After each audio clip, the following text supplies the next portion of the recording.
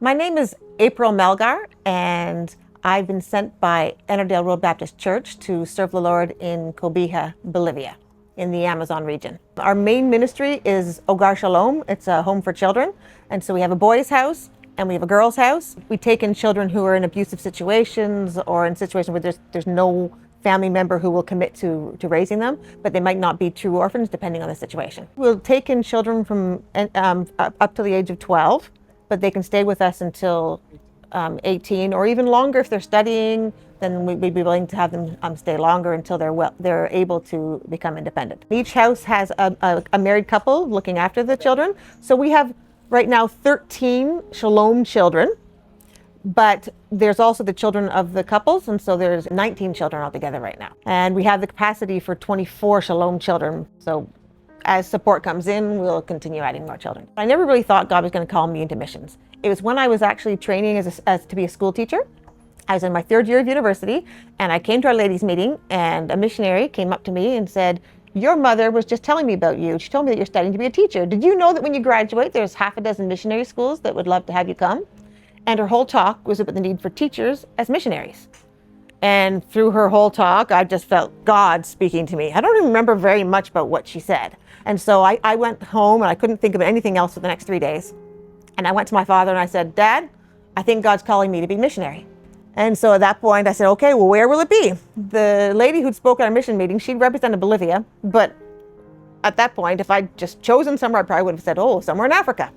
But I wrote to a few missionary organizations, and SIM contacted me and invited me to a brunch they have once a year. And whichever missionaries are in Toronto at the time would share. Well, 3 of the 5 speakers all talked about Bolivia. And then everywhere I went, I started hearing Bolivia on the news, on the radio. I walked into a Christian bookstore to look for something, and a man came up to me and introduced himself to me and told me that he used to be a missionary in Bolivia. And so pretty soon I was saying, "Okay, Lord, it's Bolivia." And so I applied for 1 year, and I went for 1 year, praying about whether God wanted me to come on long term. But while I was there, I saw children living in the street, and I knew a family who took in a little 3-year-old girl named Chabela because her mother was abusing her, and they were afraid her mother was going to kill her. But at one time I had to go to a birthday party for one of my students, a Bolivian student. And on the way, I was stopped by people claiming to be police officers. And they told me the women were smuggling things in the country, and I needed to present my papers to the chief of police, and they needed to take me to him. And at first I just said, no, not doing that. And a Bolivian lady came up and they told her the same thing. And she said, "Oh yes, we need to go." And she got in the car with them. And I was like, "Oh, this is real. I do need to go." And I got in the car. And pretty soon it was obvious that she was part of it. They wanted to search me for drugs, and they wanted to pull up my shirt. And I'm saying to them, "No," my Spanish wasn't very good. So I was just saying, no, that's not good. That's bad. No, that's not good. That's bad. And they would ask me where I lived, and I said, "I live in the mission guest house." And they said, "There's other people there?" "Yes." And then they said they were going to take me to a hotel to meet the chief. And I was just going in my mind, praying, and I was practicing how to say, "Help me, I don't know these people," when I would get out of the car. And all of a sudden they stopped, and they pulled over, and they said, "Are you a missionary?" And I said, "Yes." And they said, "Get out." And they let me out. And I was very thankful that nothing else happened, but I was still very shaken up. But that night, I had to memorize a Bible verse for a Bible study that I was in. And the verse was Luke chapter 14, verse 26. "If any man come to me and hate not his father and mother and wife and children and brethren and sisters, yea, and his own life also, he cannot be my disciple." I just felt that God wants me to stay in Bolivia for the rest of my life. And it doesn't matter if I stay single.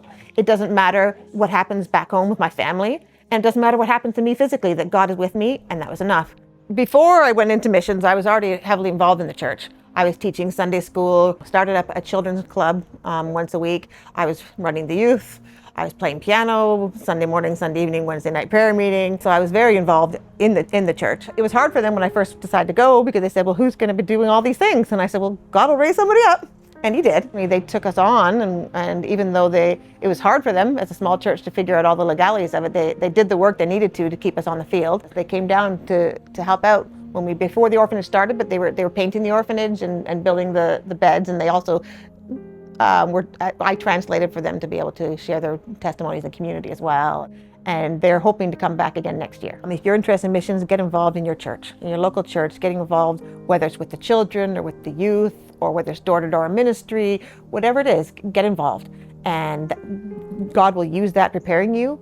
People in your church will see your interest, and they'll be more likely to want to support you in missions as well. There are sacrifices you make in ministry.